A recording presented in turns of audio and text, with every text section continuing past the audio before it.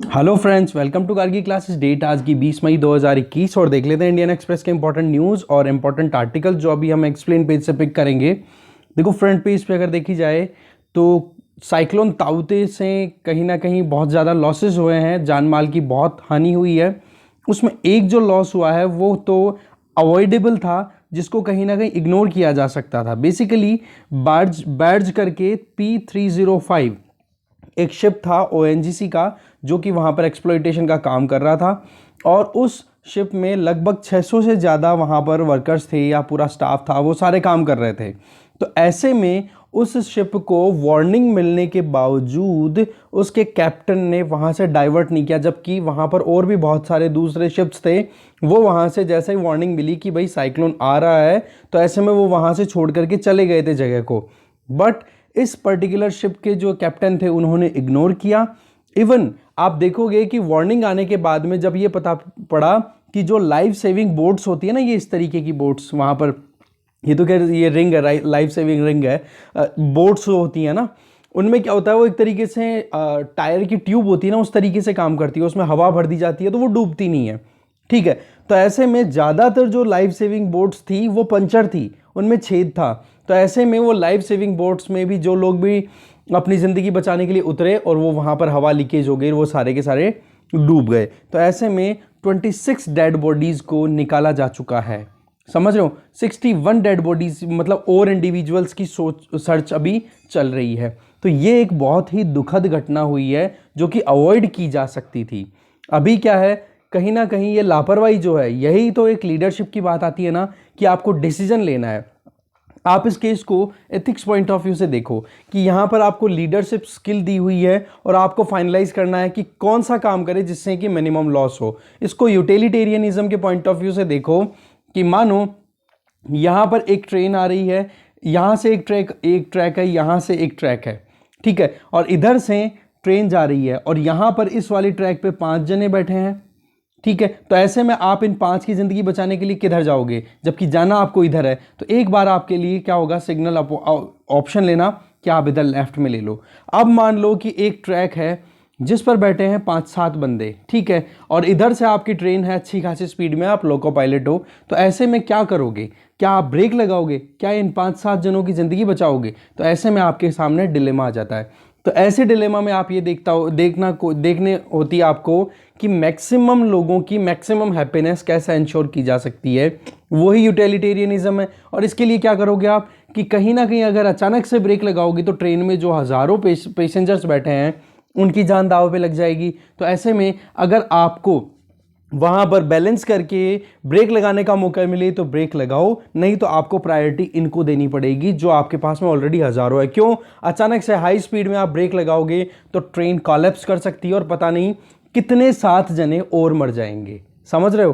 तो ऐसे में हमें डिसीजन लेने होते हैं। यही चीज़ यहाँ पर आप इस केस में अप्लाई कर दो कि अगर यहाँ पर उस पायलट ने मान ली होती वार्निंग को और इग्नोर नहीं करता जो कैप्टन ने, तो क्या यहाँ पर इतना लॉस हो सकता था? ये चीफ इंजीनियर हैं वहाँ के, तो उन्होंने ये कहा कि 14 लाइफ राफ्ट्स थी वहाँ पे, बट उनमें होल था।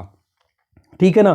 तो ये कहीं ना कहीं, और कैप्टन ने इग्नोर कर दिया था वार्निंग को। ये यहाँ पर देखो इमेज भी दी हुई है इंजीनियर रहमान शेख की। तो ये लापरवाही जो है ना, वो कहीं ना कहीं मार जाती है। यही चीज़ यहाँ पे बताई हुई है। दूसरा, साइक्लोन ने 53 लोगों को मार दिया। ऐसे में प्राइम मिनिस्टर के द्वारा गुजरात के लोगों के लिए 1000 करोड़ रुपए के पैकेज की अनाउंसमेंट की गई है, ऐसे कुछ। इसके अलावा कोविड डिप्लोमेसी को लेकर के अभी बहुत सारी बातचीत हो गई कि दिल्ली के चीफ मिनिस्टर अरविंद केजरीवाल ने ये कह दिया, बोले ये जो अभी वायरस आया है, बोले सिंगापुर से आया है। तो सिंगापुर की सरकार ने ऑब्जेक्शन रजिस्टर किया कि इस तरीके की स्टेटमेंट एक स्टेट गवर्नमेंट का लीडर कैसे बोल सकता है। तो हमारे जो एक्सटर्नल अफेयर मिनिस्टर है एस जयशंकर जी, उन्होंने ये कहा कि दिल्ली के तरफ से नहीं बोल रहे हैं, वो अपने स्टेट लेवल के अपनी स्टेटमेंट दे रहे हैं। बाकी सिंगापुर बहुत स्ट्रॉन्ग हमारा दोस्त है, तो ऐसे में हम ऐसे कोई स्टेटमेंट देते नहीं है। कहने का मतलब एक इररिस्पॉन्सिबल स्टेटमेंट कंसिडर किया जा रहा है अरविंद केजरीवाल के द्वारा जो दिया गया स्टेटमेंट है। तो ऐसे में स्टेट्स का रोल अगर इंटरनेशनली रिकॉग्नाइज होता है तो ये कहीं ना कहीं आप देख सकते हो इंटरनेशनल रिलेशन किसके अंडर में आते हैं, यूनियन लिस्ट के अंडर में आते हैं। ठीक है, जो कि एक्सक्लूसिवली सेंट्रल गवर्नमेंट के हाथ में रहता है। तो ऐसे में इनको जो स्टेट मिनिस्टर्स हैं, चीफ मिनिस्टर्स हैं, उनको एक बार अवॉइड करना चाहिए ऐसे स्टेटमेंट्स देने से, क्योंकि रिलेशनशिप पे बहुत असर पड़ता है इसका। आगे अगर देखें तो नेक्स्ट न्यूज है इधर, गवर्नमेंट ने वैक्सीन पॉलिसी को शिफ्ट किया है और ये कहा है कि 3 महीने की डेफर किया जा सकता है। अगर मान लो कि एक जने ने वैक्सीन ले लिया, बीच में इन्फेक्शन हो गया, तो 3 महीने का गैप दिया जा सकता है 2 वैक्सीन की डोजेस के बीच में। या फिर मान लो कि एक इंडिविजुअल जिसने वैक्सीन ले लिया फिर उसके बाद में उसने प्लाज्मा थेरेपी ले ली, तो ऐसे में कहीं ना कहीं उनको 3 महीने का डेफरमेंट करना पड़ेगा। तो ये वैक्सीन पॉलिसी क्या है, देखो चेंज होती रहती है, इतना कुछ हमारे लिए प्रीलिम्स पॉइंट ऑफ व्यू से इंपॉर्टेंट है नहीं, तो हम डिस्कस नहीं करेंगे इसको। इसके अलावा आप देख सकते हो 2G, ये 2DG जो ड्रग अभी DRDO के द्वारा लॉन्च की गई है, कल परसों हमने न्यूज़ देखी थी, तो उसमें ये कहा गया कि प्रॉमिसिंग तो है, वाकई में ये काम कर सकती है, पर अभी भी कहीं ना कहीं डेटा और चाहिए और स्टडीज होनी चाहिए, ये मानना है एक्सपर्ट्स का। तो इसी चीज़ को इसमें डिटेल में बताया हुआ। 2DG का मतलब हो गया 2-डीऑक्सी डी ग्लूकोज, ठीक है, 2-डीऑक्सी डी ग्लूकोज, इसलिए 2DG बोल दिया इस ड्रग को। तो बेसिकली इसमें रिसर्च की बात की जा रही है, बोलो और ज़्यादा ट्रायल्स होने चाहिए तब जाकर के काम हो पाएगा। इसके अलावा आप देख सकते हो हमारे एक्सटर्नल अफेयर मिनिस्टर जो हैं एस जयशंकर जी, उनके साथ में अब मीटिंग होगी यूएस डिफेंस ऑफिशियल्स की। तो ये सेकंड मीटिंग होगी, ठीक है, जिसमें India, China and the US a new geopolitical landscape, ये इसका टाइटल रहेगा इस समिट का। इसमें बातचीत होगी, वो आगे देखेंगे, अभी तो फिलहाल इसमें ये बताया जा रहा है कि कौन कौन पार्टिसिपेट करेंगे। बाकी आपको पता ही है कि क्वाड जो है वो कहीं ना कहीं बहुत ज़्यादा हाईलाइट हो रहा है अभी, चाइना इसको लेकर के बहुत ज़्यादा थ्रेटन्ड फील कर रहा है, या फिर चाइना जो है कैसे भी करके क्वाड को साइड में करने की कोशिश कर रहा है कि कहीं एशियन नेटो के तौर पे उभर के, कहीं जैसे यूएसएसआर को नेटो ने कंट्रोल किया, टैकल किया, तो वैसे ही क्वाड जो है वो चाइना को टैकल करने के लिए बना है। ये सारी चीज़ें आपको मैं बताता ही रहता हूँ, तो हम ज़्यादा कुछ डिस्कस नहीं करेंगे। व्हाट्सएप की जो प्रिवेसी पॉलिसी उसको लेकर के सरकार ने कह दिया कि भाई आप अपनी प्रिवेसी पॉलिसीज़ को ख़त्म करो, नहीं आपके अगेंस्ट में 15 दिन के अंदर अंदर 25 मई तक आपके अगेंस्ट में एक्शन ले लिया जाएगा। सरकार ने कहा ये डिस्क्रिमिनेटरी है, जो कि बहुत गलत है। तो देखते हैं आगे क्या होता है, अभी फिलहाल तो केवल वार्निंग दी गई है। जो मेरी थी ना, ministry of electronics and information technology, उनके द्वारा स्टेटमेंट दिए गए हैं। बाकी हॉस्पिटल्स के बारे में बताया हुआ हम डिस्कस नहीं करेंगे। तो फ्रंट पेज पे जो था वो यहीं पे खत्म है, आगे चलते हैं। पेज नंबर 3 पे अगर देखिए न्यूज़, तो हमारे लिए है यहाँ पर FCRA अकाउंट जो है, फॉरेन कंट्रीब्यूशन रेगुलेशन एक्ट, जो रेगुलेटरी जो एक्ट है, उसमें अभी क्या है, गवर्नमेंट ऑफ इंडिया की तरफ से स्टेटमेंट रिलीज किए गए थे, नोटिफिकेशन रिलीज किया गया था कि जो भी NGOs आउट ऑफ इंडिया से फंडिंग लेते हैं उनको दिल्ली में जो SBI की ब्रांच है वहां पर अपना अकाउंट खुलाना पड़ेगा, और डेडलाइन दे दी थी उसकी 31 मार्च। अब कोविड-19 के आने के चलते क्या हो गए, और ज़्यादा प्रॉब्लम हो गई है। तो एक तरफ तो बैंकों की फंक्शनिंग रुकी पड़ी है, तो दूसरी तरफ NGOs के पास में फंडिंग जो है वो कहीं ना कहीं हेल्प के तौर पे आउट ऑफ इंडिया से आ रही है। तो ऐसे में NGOs ने एक रिक्वेस्ट लगाई थी कि आप जो FCRA अकाउंट्स खुलवाने की बात कर रहे हो उन अकाउंट्स में थोड़ा डेट का एक्सटेंशन दो। तो ऐसे में आप देखोगे कि 30 जून तक का एक्सटेंशन दे दिया गया है। तो बेसिकली इस एक्ट का जो मेन करोगे ना, नोडल एजेंसी है मिनिस्ट्री ऑफ होम अफेयर्स, और वही NGOs को जो फंडिंग आती है उस पर ध्यान देती है। तो पॉइंट हमारे लिए जो काम का है वो ये कि FCRA अकाउंट्स के बारे में, दैट मीन्स आप FCRA जो एक्ट है ना, इस एक्ट के बारे में आप पढ़ोगे, क्योंकि पहले भी हमने एक आर्टिकल डिस्कस किया था जब मैंने कहा था कि आपको UPSC पॉइंट ऑफ व्यू से इसको रीड आउट करना है। एग्जैक्टली वही चीज़ अगर पहले की थी तो रिवाइज कर लो, नहीं की तो अभी कर लेना, FCRA फॉर UPSC।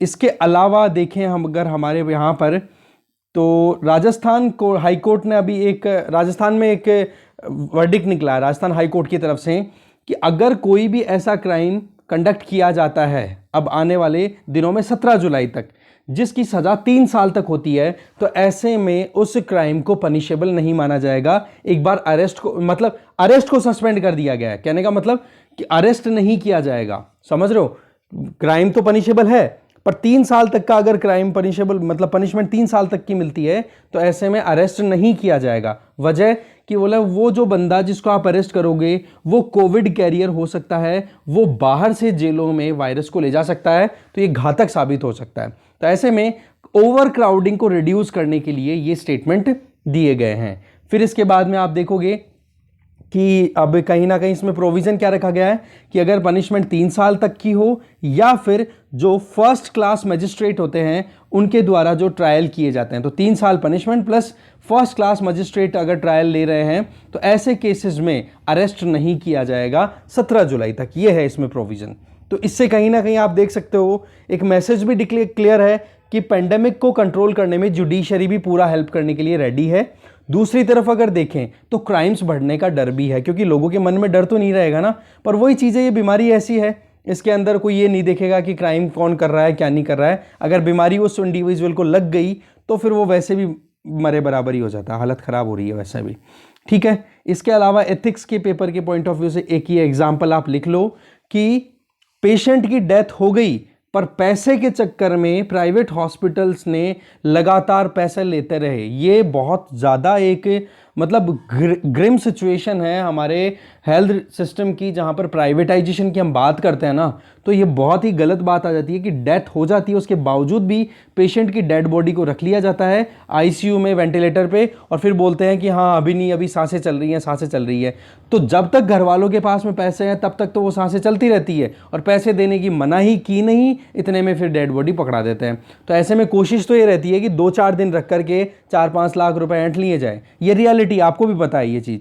तो ये कहीं ना कहीं आर्टिकल 21 के अंडर में राइट टू लाइफ दिया हुआ ना, उसका खुलेआम वायलेशन है। दूसरा, एथिक्स पॉइंट ऑफ व्यू से देखो तो हॉस्पिटल्स में जहाँ पे लाइफ सेविंग्स के लिए जाते हैं लोग, भगवान समझते हैं डॉक्टर्स को, वहाँ पर वो लोग इनके साथ चीटिंग करते हैं पेशेंट्स के साथ में, जो कि बहुत गलत है। आज तो किसी और के साथ है, हो सकता है कल को ना हम भी किसी के हत्थे चढ़ी जाएं। तो ये चीज़ हमेशा इसकी अकाउंटेबिलिटी फिक्स करनी बहुत ज़्यादा ज़रूरी है। तो ये गलत एक कंडक्ट देखने को मिल रहा है और भी पता नहीं क्या क्या होगा। पिछले साल आपको पता ही है ना, दिल्ली का एक केस आया था कि कोविड-19 का नाम लेकर के और उनको आइसोलेट करने के नाम पे फिर किडनी निकाल ली थी कई जवानों की। ऐसे बहुत ज़्यादा रैकेट्स चल रहे हैं, इनसे अलर्ट रहने की भी ज़रूरत है और आसपास के लोगों को अवेयर करने की भी ज़रूरत है। ठीक है, आगे चलते हैं। नेक्स्ट, अगर पेज नंबर 4 पे हम देखें तो आप देखोगे यहाँ पर हाईकोर्ट ने सेंट्रल गवर्नमेंट से कहा कि क्यों ना आप door to door vaccine policy को अलाउ कर दो। इससे क्या होगा, जो बूढ़े लोग हैं या डिसेबल्ड जो हैं, दिव्यांगजन हैं, उनको परेशान ना होना पड़े। तो ऐसे में door to door vaccination drive चलानी चाहिए। देखो अभी तो क्या है, देखो वैक्सीन की शॉर्टेज है और चांसेस ये हैं कि जुलाई आने से पहले पहले जून मंथ में ही हमें बहुत हद तक वैक्सीनेशन अवेल करा दिया जाएगा, क्योंकि बहुत एक कहते हैं ना वार फुटिंग के ऊपर अभी एक तरीके से कोशिशें की जा रही है सरकार के द्वारा या जो भी इंस्टीट्यूशंस हैं उनके द्वारा कि कैसे भी करके वैक्सीन अवेल कराया जाए। क्योंकि वैक्सीन अवेल अगर हो जाता है तो कम से कम एक लेयर, तो एक वॉल ऑफ बैरियर तो बन जाएगी ना, कम से कम वायरस से प्रोटेक्ट होने के लिए। 100% प्रोटेक्शन भी नहीं देता तो कम से कम एक वॉल ऑफ प्रोटेक्शन तो आएगी। ठीक है, फिर उसके बाद में आगे और चीज़ें की जा सकती है, जैसे कि अभी हमने देखा जो 2DG ड्रग है, तो उस ड्रग से क्या होगा कि एक तरीके से अगर किसी को कोविड इन्फेक्शन हो गया तो उसकी रिकवरी को जल्दी करने के लिए ये ड्रग सहायता कर सकती है। तो ऐसे में और रिसर्च होकर के कुछ ना कुछ सोल्यूशन निकलेंगे। पर पॉइंट क्या है कि कहीं ना कहीं एक लेयर तो बने, एक बार तो प्रोटेक्शन आए हमारे पास में, वो चीज़ यहाँ पे बताई जा रही है। इसके अलावा आप देखोगे नितिन गडकरी जी का कल परसों एक स्टेटमेंट आया था कि बोले आप रॉयल्टी दिला दो जिन कंपनीज ने भी रिसर्च की है, पेटेंट है उनके पास में, और दूसरे मैन्युफैक्चरर्स को अलाउ कर दो कि आप वैक्सीन प्रोड्यूस कर सकते हो। तो ऐसे में जिन्होंने रिसर्च की उनका पैसा भी नहीं गया और आराम से वैक्सीन अवेलेबिलिटी भी आप आराम से इंश्योर कर सकते हो। तो ऐसे में ministry of chemical and fertiliser के द्वारा ये बोला गया है कि नितिन गडकरी जी को इतना पता नहीं था, हम ऑलरेडी इस पे काम कर रहे हैं कि इसको बोलेंगे वॉलंटरी लाइसेंसिंग। ठीक है, कि जो कंपनी अपने हिसाब से रिसर्च करके फिर तैयार कर रही है वैक्सीन को, वो खुद से आगे आकर के टेक्निकल नो हाउ दैट, जैसे कि क्या केमिकल कॉम्पोजिशन होगा, क्या प्रोसीजर होगा वैक्सीन को प्रोड्यूस करने का, उसके बारे में दूसरी कंपनीज को भी अवेयर कर देगी और उसके बदले में वो 10% 5% जितना भी लेना है उनको वो ले लेंगी। तो ऐसे में क्या हो जाएगा, वैक्सीन की प्रोडक्शन को और इंक्रीज किया जा सकेगा। तो वॉलंटरी लाइसेंसिंग है ना, उस पर अभी सरकार जल्दी से जल्दी काम करने के लिए लगी हुई है, जो कि एक अच्छी न्यूज़ भी है। इसके अलावा आप देख सकते हो ब्लैक फंगस का जो असर है वो बहुत बढ़ चुका है राजस्थान में, तो इसको एपिडेमिक भी डिक्लेयर कर दिया गया है। और ब्लैक फंगस को हमें पता ही है, इसका जो साइंटिफिक नाम है वो है म्यूकोरमाइकोसिस। ठीक है, म्यूकोरमाइकोसिस नाम से जाना था, म्यूकोरमाइकोसिस। ओके, ये ध्यान रखोगे, बाकी और कुछ इसमें इतना इंपॉर्टेंट है नहीं। एक्सप्लेन पेज पे हम एक तो आर्टिकल ये वाला डिस्कस करेंगे कि अपर हाउस फिर से बंगाल में डिमांड की जा रही है, मतलब स्टेट लेजिस्लेटिव काउंसिल की। तो इस पूरे आर्टिकल में हम डिटेल जानेंगे। अच्छा आर्टिकल है स्टेट लेजिस्लेटिव काउंसिल को लेकर के। फिर बात आ रही है कि वेव क्या है, नंबर 3 कब आएगी, समथिंग लाइक दैट। तो वेव तो आपको पता ही है कि केसेस अगर राइज हो रहे हैं तो फिर फॉल होते हैं, तो ऐसे में एक वेव की तरह, तरंग की तरह बन रहा है, तो ऐसे में इसको वेव बोल दिया जाता है। वायरल इन्फेक्शन और ये ज़्यादा हो जाते हैं, उसी चीज़ को बताया हुआ है जो कि आप कहीं ना कहीं फेमिलियर हो। हम डिस्कस नहीं करेंगे इस आर्टिकल को। इसके अलावा इधर बताया है एक ये जो पेपर क्लिप है ना, इसका शॉर्ट में मैं आपको एक सिंपल सा फंडा बता देता हूं। इसमें क्या है कि अगर किसी ने एस्ट्राजेनेका का वैक्सीन लिया है, दैट मीन्स कोविशील्ड की एक डोज ले ली और फिर उसके बाद में सेकंड डोज जो है वो फाइजर की ली, तो पता पड़ा कि ज़्यादा इफेक्टिव दिखाई दे रही है, कोई साइड इफेक्ट नहीं आ रहे हैं। ये स्पेन में ट्रायल्स किए गए थे, ये चीज़ बताई जा रही है। तो यहां पर आप देखोगे, ये मैं एनसर्कल कर रहा हूं, शायद आपको ना दिख रहा हो। इसमें बोला क्या हुआ है कि जिन लोगों को पहले एस्ट्राजेनेका का वैक्सीन दे दिया, फिर सेकंड डोज फाइजर की दे दी, तो उनमें जो एंटीबॉडीज जनरेट हुई ना, वो आप देखोगे अगर किसी को केवल ही दोनों डोजेस जो हैं वो कोविशील्ड के मिले हैं उसके, या एस्ट्राजेनेका के वैक्सीन कैंडिडेट के मिले, उसके कंपैरिजन में 30 से 40 गुना ज्यादा एंटीबॉडीज जनरेट हुई है। तो ये चीज बहुत ही ज्यादा एनकरेजिंग है। बट इसमें अभी भी थोड़ा सा और, ये अर्ली ट्रायल्स हैं, थोड़ा और अभी इस पे काम हो जाए तो हमारे पास में भी ऑप्शन अवेलेबल होंगे कि हाँ जी कोविशील्ड ले लिया, अब दूसरा वैक्सीन कोवैक्सीन या फिर फाइजर का या मॉडर्ना का या स्पुतनिक वी, जो भी अगर हम लें, तो ऐसे में अगर हमारी बॉडी में इम्यूनिटी ज़्यादा आती है, एंटीबॉडीज अच्छे से क्रिएट होती है, तो क्यों ना हम इसी ऑप्शन के लिए जाएं। तो वो देखने वाली बात है। बस ये यहाँ पे थोड़ा सा स्पेन में जो रिसर्च हुई या स्टडी कंडक्ट हुई उसका रिजल्ट बताया हुआ है, जो कि एनकरेजिंग अच्छी बात है। तो इस आर्टिकल में ज़्यादा कुछ डिस्कस करने लायक था नहीं।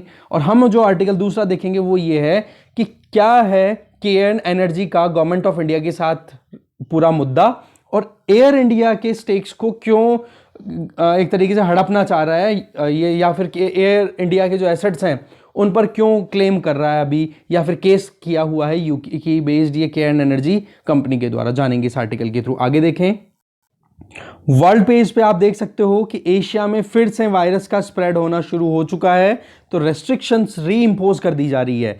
ऐसे में हांगकांग, सिंगापुर, ताइवान, मतलब ऐसे जो कंट्रीज जहां पर बहुत ज़्यादा हेल्थ सेक्टर जो है बहुत अच्छा परफॉर्म कर रहा था, उसके बावजूद थर्ड फोर्थ फिफ्थ वेव्स आ रही हैं, तो ऐसे में उनको फिर से लॉकडाउन लगाने की नौबत आ रही है। यूएस और यूके में वैक्सीन का इफेक्टिवनेस चेक हुई तो ये पता पड़ा कि इंडिया से जो स्ट्रेन शुरू हुआ, जिसको हम बोल रहे हैं B.1.617.2, जो कि B.1.617 जो कि इंडिया से ओरिजिनेटेड है, उसका वेरिएंट ही है, बोलो उसको वैक्सीन्स टैकल करने में सक्सेसफुल हैं, ये बात कही जा रही है। तो ये अच्छी न्यूज़ है।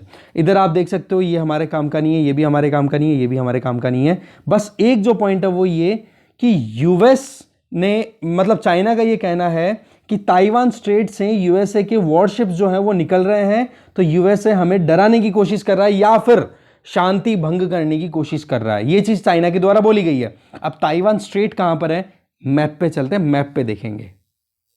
ये है आपके सामने स्क्रीन पर, इधर है ताइवान, इधर है चाइना मेनलैंड, और इनके बीच में है ये ताइवान स्ट्रेट। ये ताइवान स्ट्रेट जो है वो साउथ चाइना सी को ईस्ट चाइना सी से ज्वाइन करता है। एक तो ये आप ध्यान रखोगे।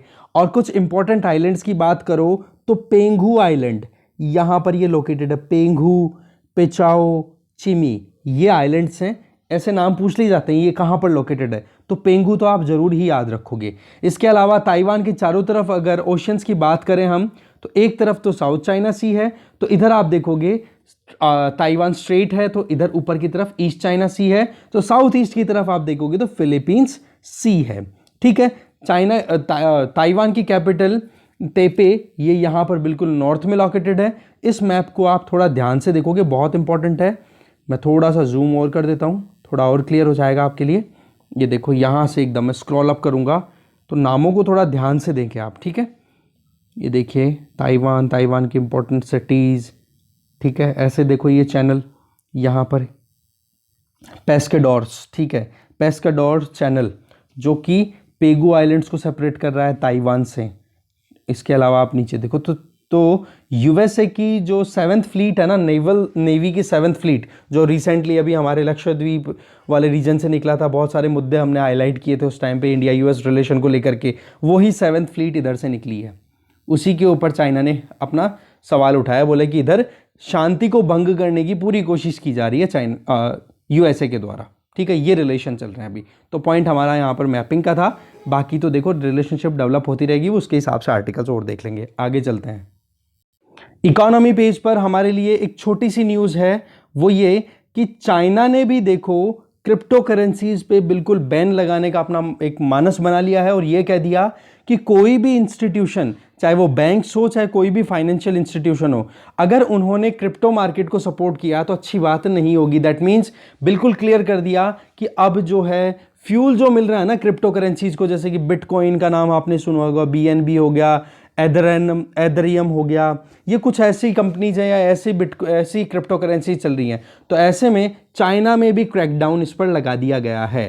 तो ये एक न्यूज़ कह सकते हो। इंडिया ने तो देखो पहले ही कह रखा है कि हमारे यहाँ पर कोई वैलिडिटी अभी तक है नहीं, कुछ भी नहीं है इस क्रिप्टो करेंसी के ऊपर स्टैंड का मतलब गवर्नमेंट अपनी तरफ से कोई अप्रूवल नहीं देती है, कोई ट्रांजैक्शन इनको अलाउ नहीं करते। तो बैंकों ने जिन्होंने क्रिप्टो करेंसी का लेन देन शुरू किया था उन्होंने भी विड्रॉ कर लिया। तो ऐसे में क्रिप्टो करेंसी का मार्केट डाउन चला गया। देखो हो क्या रहा है इस मुद्दे में कि मेन पॉइंट तो यह आ जाता है कि जो सेंट्रल गवर्नमेंट या सेंट्रल बैंक जो होता है उसकी पकड़ चली जाती है। ये एक डिसेंट्रलाइज्ड मैनर है क्रिप्टो मार्केट, जिसमें हर कोई क्रिप्टो करेंसी पे काम कर रहा है और बीच में कोई भी एक ऐसी कोई अथॉरिटी या कोई ऐसा इंस्टीट्यूशन नहीं है जो कि रेगुलेट कर सके करेंसी को, जैसे कि हमारे यहाँ पर आरबीआई, यूएसए में जैसे फेडरल रिजर्व, या फिर चाइना का जो सेंट्रल बैंक है वो। तो ऐसे में ऐसी कोई ऐसे इंस्टीट्यूशन नहीं है जो कि मनी को रेगुलेट कर सके। तो ऐसे में सेंट्रलाइज्ड इंस्टीट्यूशन को बाईपास करने का ये तरीका हो गया। ठीक है ना, तो ये चीज़ कहीं ना कहीं मुश्किल भी हो सकती है। तो ऐसे में कहीं ना कहीं अलग अलग वर्ल्ड गवर्नमेंट जो है वो कहीं ना कहीं कर्ब लगा रही हैं, बैन लगा रही हैं इन करेंसीज पे। ये आर्टिकल हमारे लिए इतना काम का है नहीं।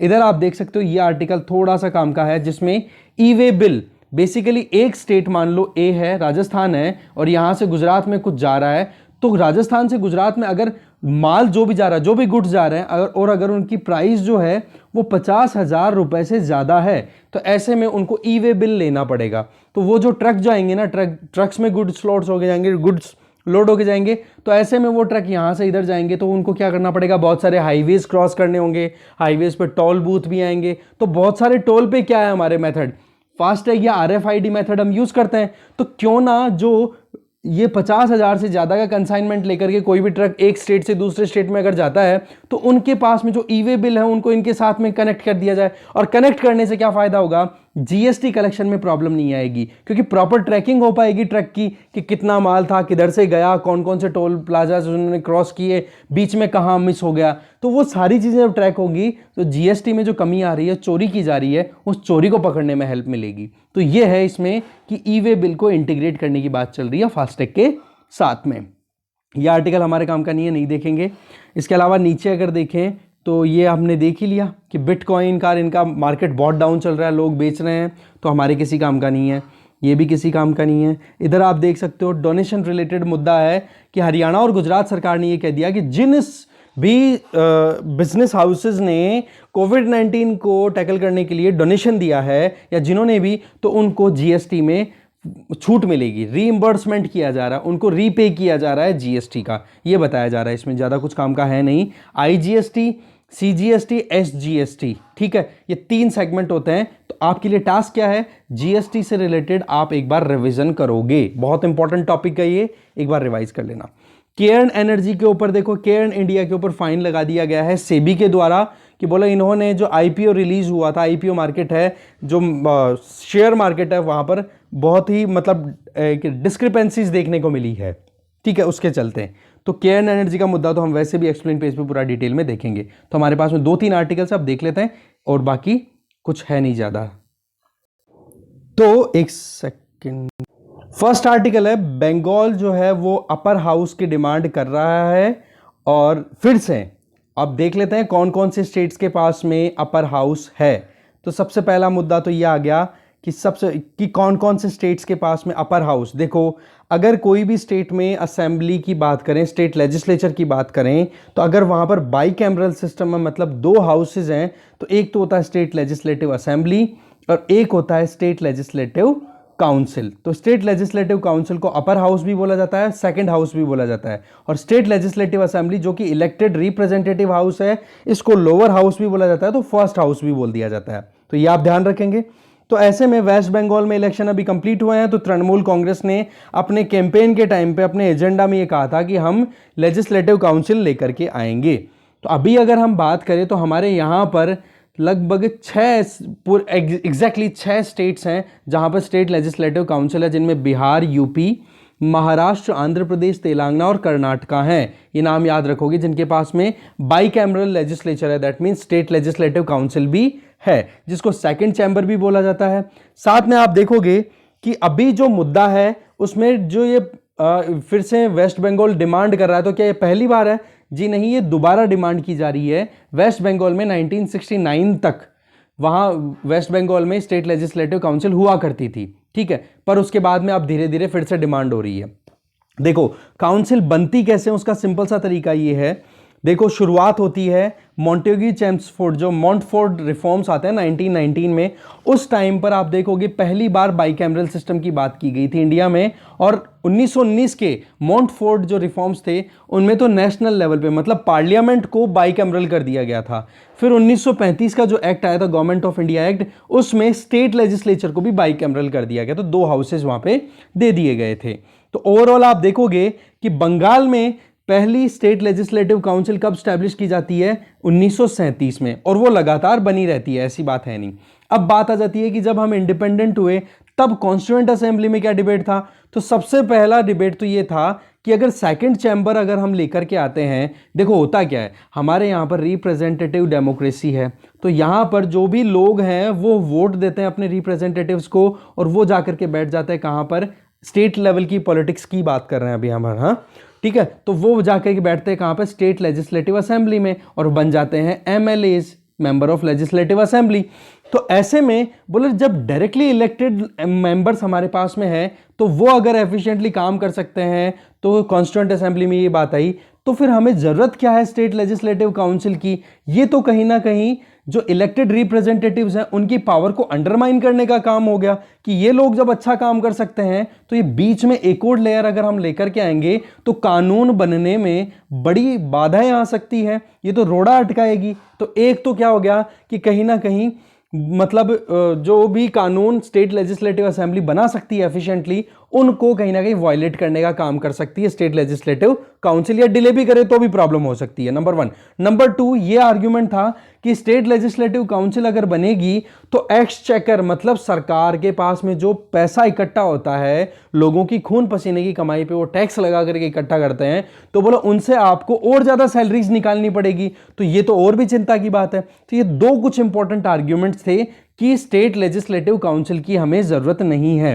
बट फाइनली हुआ क्या कि ये कुछ बड़े स्टेट्स थे जिनमें Bihar, Bombay, Madras, Punjab, united province, West Bengal, इन यूनाइटेड प्रोविंस कौन सा? यूपी ही है ना, उत्तर प्रदेश। तो वहां पर अल्टीमेटली फिर बाद में council of states legislative council, state legislative council establish कर दी जाती है, बाईकैमरल सेटअप हो जाता है। फिर उसके बाद में आप देखोगे अभी जो करंट हमने 6 स्टेट्स देखे उनमें ही अभी हमारे पास में लेजिस्लेटिव काउंसिल रह जाती है। तो ओवरऑल बात क्या हो गई कि कहीं ना कहीं जो कॉन्स्टिट्यूएंट असेंबली में डिबेट हो रहा था, मेंबर्स ने ये भी कहा था कि भाई नहीं होना चाहिए, बट अल्टीमेटली मान लिया गया। अब बात करते हैं वेस्ट बंगाल में काउंसिल को लेकर के क्या मुद्दा है। तो 1969 तक वहां पर स्टेट लेजिस्लेटिव काउंसिल थी, बट उसको फिर बाद में अबॉलिश कर दिया जाता है। अब यहां पर वेस्ट बंगाल की पॉलिटिक्स के बारे में बताया हुआ जो हमारे बिल्कुल भी काम की नहीं है, आप खुद से देखना चाहो देख लो। बट अब आ जाते हैं सीधा कॉन्स्टिट्यूशनल प्रोविजन में। देखो, कॉन्स्टिट्यूशन में आर्टिकल 168 ये कहता है कि स्टेट लेजिस्लेटिव असेंबली है ना, वो अपने स्टेट में दूसरा हाउस, अपर हाउस बना भी सकती है तो अबॉलिश भी कर सकती है। तो इसके लिए उनको स्टेट लेजिस्लेटिव असेंबली को एक रेजोल्यूशन पारित करना पड़ेगा, और वो रेजोल्यूशन क्या होगा, जितने मेंबर्स हैं उन मेंबर्स का 2/3 मेंबर्स अगर फेवर में वोट करें। जैसे सिंपल सी बात करें, अगर राजस्थान में 200 एमएलएस बैठते हैं, इलेक्टेड रिप्रेजेंटेटिव्स आते हैं, मेंबर ऑफ लेजिस्लेटिव असेंबली, तो उन 200 बंदों में से जब वोटिंग करवाई जाए कि हाँ जी हमारे यहाँ पर राजस्थान में स्टेट लेजिस्लेटिव काउंसिल नहीं है, तो जब वो वोटिंग करेंगे तो 2/3 का मतलब हो गया, आप यहाँ पे मान के चलो 1/3 का मतलब 67, और 67 को आप 2 से मल्टीप्लाई कर दो तो ये हो गया 134। 134 मेंबर्स जब तक फेवर में वोट नहीं करेंगे तब तक वो रेजोल्यूशन पारित नहीं माना जाएगा। और जैसे ही वो पारित कर दिया जाएगा, पारित करते ही क्या हो जाएगा कि राजस्थान स्टेट लेजिस्लेटिव असेंबली मतलब इलेक्टेड मेंबर्स की तरफ से ये अप्रूवल मिल जाएगा कि हाँ जी हमारे यहां पर काउंसिल होनी चाहिए। फिर वो रेजोल्यूशन पारित होने के बाद में क्या स्टेट लेजिस्लेटिव काउंसिल बन जाएगी? नहीं, अभी भी एक स्टेप बाकी है। अब वो मुद्दा जाएगा, वो बिल पास होने के बाद में जाएगा पार्लियामेंट में, और फिर पार्लियामेंट उस बिल को पारित करेगी सिंपल मेजॉरिटी से, तब जाकर के स्टेट लेजिस्लेटिव काउंसिल बन पाएगी उस पर्टिकुलर स्टेट में। तो ऐसे में आप देखोगे कि ऑलरेडी राजस्थान या फिर दूसरे मध्य प्रदेश ऐसे स्टेट्स हैं जिन्होंने पहले से ही ये रिक्वेस्ट डाल रखी है। यहां पर देखो आपके सामने 2012 में राजस्थान असेंबली ने पारित कर दिया था, इसी तरीके से असम असेंबली ने 2010 में पारित कर दिया था, मध्य प्रदेश असेंबली ने भी पिछली सरकार जो कांग्रेस की सरकार थी, कमलनाथ सरकार, उस टाइम पर पारित कर दिया गया था। ऐसे ही तमिलनाडु में पहले हुआ करती थी, फिर उसके बाद में काउंसिल को पहले तो अबोलिश करवा दिया गया 1986 में, और अब फिर से री डिमांड की जा रही है कि कहीं ना कहीं स्टेट लेजिस्लेटिव काउंसिल बननी चाहिए। पर हो क्या रहा है, पार्लियामेंट में मुद्दा फंसा पड़ा हुआ है, वहां से जब तक पारित नहीं होगा तब तक काम नहीं बनेगा। देखो स्टेट लेजिस्लेटिव काउंसिल को बनाने का एक वजह क्या थी कि कहीं ना कहीं अगर स्टेट लेजिस्लेटिव असेंबली में जल्दबाजी में कोई कानून बन गया तो उसको चेक करने का काम। दूसरा, स्टेट लेजिस्लेटिव काउंसिल अगर कोई कानून बनाने की पावर रखती है या कुछ भी मुद्दे पर स्टेट लेजिस्लेटिव असेंबली के साथ में कोई भी मान लो एक तरीके से दोनों के बीच में मतभेद है, विधानसभा और विधान परिषद दोनों में अगर कहीं पर भी मतभेद है तो स्टेट लेजिस्लेटिव असेंबली जो कि इलेक्टेड रिप्रेजेंटेटिव की बॉडी है उनको ज्यादा पावर दी हुई है।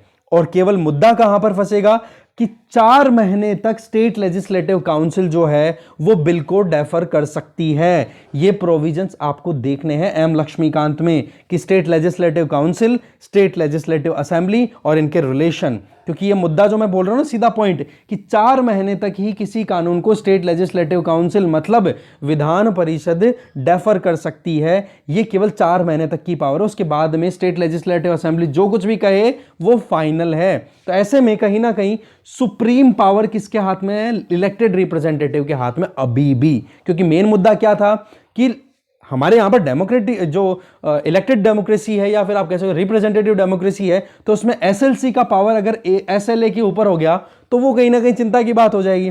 बट वही बात है कि स्टेट लेजिस्लेटिव काउंसिल को बनाने की पावर भी इनके हाथ में ही है। कोई कानून के ऊपर अगर मतभेद है स्टेट लेजिस्लेटिव असेंबली और काउंसिल के बीच में तो असेंबली ज्यादा डोमिनेट करेगी। मनी बिल की अगर बात आ रही तो मनी बिल में भी स्टेट लेजिस्लेटिव असेंबली पावरफुल है। तो ऐसे कई मुद्दे हैं जिनको आपको पढ़ना है एम लक्ष्मीकांत से, तो और अच्छे से क्लियर हो जाएगा। मेरी कोशिश थी बढ़िया से क्लियर करने की जो मैंने की, और बाकी आप एक बार खुद से पढ़ोगे, टॉपिक मैंने बता ही दिया क्या पढ़ना है, तो कोई डाउट नहीं बचेगा। आगे चलते हैं। नेक्स्ट आर्टिकल है कि यूके की केयर्न जो है वो क्यों एयर इंडिया को कोर्ट में घसीट के लेके जा रहा है, वो भी कहां? न्यूयॉर्क में। इसके पीछे वजह क्या है? तो देखो पूरा मुद्दा एक बार रिकैप हो जाएगा। देखो British oil company care energy PLC, ठीक है, वो अभी एयर इंडिया जो कि गवर्नमेंट की ही कंपनी है उसको सू कर रही है। कहां पे? न्यूयॉर्क के कोर्ट में। तो वहां पर कोर्ट में ले जाने की वजह क्या है? क्योंकि आप देखोगे कि इंटरनेशनल कोर्ट आर्बिट्रेशन कोर्ट ने गवर्नमेंट ऑफ इंडिया के ऊपर $1.2 बिलियन का जुर्माना लगाया और यह कहा कि गवर्नमेंट ऑफ इंडिया जो है वो केयर्न एनर्जी को $1.2 बिलियन पे करेगा। और ऐसे में गवर्नमेंट ऑफ इंडिया पे ये क्यों लगाया जुर्माना? क्योंकि गवर्नमेंट ऑफ इंडिया ने टैक्सेशन लगा दिया, वो भी रेट्रोस्पेक्टिव, मतलब कि 2006 में कोई लेन देन हुआ था और उस पर कानून बनाया गया 2012 में और कहा कि 2006 के लेन देन के ऊपर आपको टैक्स देना पड़ेगा। तो ये क्या हो गया, रेट्रोस्पेक्टिव टैक्स डिस्प्यूट हो गया और इसको लेकर के केयर्न एनर्जी पहुंच गया था कहां पे, the Hague international arbitration court में। और उन्होंने क्या कहा कि इंडिया को $1.2 बिलियन का हर्जाना देना चाहिए। ठीक है, तो ये है पूरा मुद्दा, आ गया होगा। अब समझते हैं पूरा हिस्ट्री क्या है। देखो होता क्या है, रेट्रोस्पेक्टिव टैक्स डिस्प्यूट क्या है। 2006 में केयर्न एनर्जी जो है ना वो कहीं ना कहीं इंडिया के सारे एसेट्स, क्योंकि केयर्न एनर्जी बहुत इंपॉर्टेंट रोल प्ले कर रही है। अगर वेस्टर्न राजस्थान की बात भी करूं ना मैं, तो वहां पर जो ऑयल एक्सप्लॉइटेशन का काम हो रहा है उसमें केयर्न एनर्जी का बहुत इंपॉर्टेंट रोल है। ठीक है, तो वहां पर और all over India Cairn energy के जितने भी एसेट्स हैं तो उनको वो कंसोलिडेट करने के लिए एक नई कंपनी बना लेती है अपनी सब्सिडियरी, जिसका नाम रख दिया जाता है केयर्न इंडिया लिमिटेड। अब आप देखोगे कि केयर्न एनर्जी की ही ये सब्सिडियरी है, तो केयर्न एनर्जी ने ये सोचा कि क्यों ना हमारे पूरे एसेट जो हैं केयर्न इंडिया लिमिटेड के नाम पर कर दें। तो ये एक इंटरनल रीअरेंजमेंट था और इसी चीज को लेकर के कहीं ना कहीं मुद्दा बाहर निकल के आता है कि इंडियन गवर्नमेंट ने यह कह दिया कि जो आपका ये लेन देन है ना, चाहे आपकी खुद की कंपनियों के बीच में ही हो, पर एक कंपनी से दूसरी कंपनी में आप अगर ट्रांसफर कर रहे हो तो बोले इसमें आपको कैपिटल गेन्स टैक्स देना पड़ेगा अराउंड 30%, मतलब बहुत हद तक लगभग 6,000 करोड़ रुपए के लगभग बताया गया। तो इसमें क्या है, केयर्न एनर्जी ने अब केयर्न इंडिया ये रही है ना, केयर्न इंडिया ने डिवेस्ट किया, लगभग डिसइन्वेस्टमेंट किया लगभग 30% शेयर्स को इनिशियल पब्लिक ऑफरिंग के थ्रू। कि शुरुआत में क्या होता है, कंपनी स्टैब्लिश हुई, अपने एसेट्स को सब एक साथ किया और फिर उसके बाद में शेयर मार्केट में उतर गई इंडिया में बिजनेस करने के लिए और लगभग 30% शेयर्स को शेयर मार्केट में उतार दिया इनिशियल पब्लिक ऑफरिंग के नाम पे। हाँ, शुरुआत में पहली बार शेयर्स जो लॉन्च किए जाते हैं ना कि हाँ कोई भी इन्वेस्ट करना चाहता है करो इन्वेस्ट, तो वो आईपीओज बोले जाते हैं। तो ऐसे में 2009 से 2011 के बीच में जो वेदांता पीएलसी है, एक और कंपनी आती है अब रोल में, ये तो सारी की सारी केयर्न एनर्जी की थी। अब वेदांता जो है वो केयर्न एनर्जी के ज्यादातर हिस्से को एक्वायर कर लेती है। अब आप देखोगे यहां पर कि वेदांता एक्वायर कर रही है केयर्न एनर्जी को, तो वेदांता की क्या हो रही है, कैपिटल गेन हो रही है कि नहीं। तो ऐसे में कैपिटल गेन्स टैक्स लगाने की बात की गई और सेम मुद्दा आ जाता है किसके साथ में, वोडाफोन के साथ में, कि वोडाफोन ने भी अपने ऐसे ही एसेट्स को सेटल किया और अल्टीमेटली ये कहा गया वोडाफोन को कि भाई आपको टैक्स देना पड़ेगा। पर गड़बड़ क्या है, वो ये है कि ये ट्रांजैक्शन तो देखो 2006 में हुए, सुप्रीम कोर्ट ने एक वर्डिक्ट दिया कि इस तरीके के ट्रांजैक्शन जो हैं वो वोडाफोन ने भी किए थे, तो इस पर कोई कैपिटल गेन टैक्स नहीं लगना चाहिए। तो भारत सरकार ने क्या कर दिया, 2012 में इनकम टैक्स एक्ट को अमेंड कर दिया। उस टाइम पर मनमोहन सिंह जी की सरकार चल रही थी और प्रणब मुखर्जी उस टाइम पे फाइनेंस मिनिस्टर हुआ करते थे।